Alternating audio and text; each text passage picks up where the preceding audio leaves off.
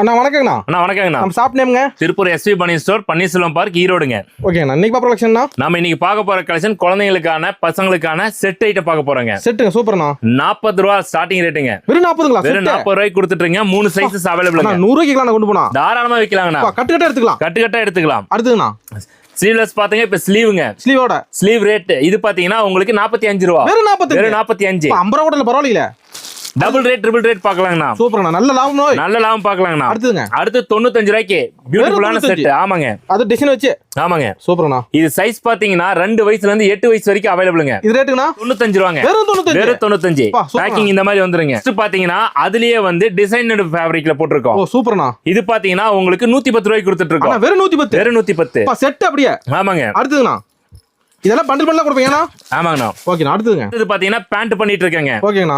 இந்த மாதிரி வந்துருங்க. டிசைன் பக்காவா இருக்குங்க.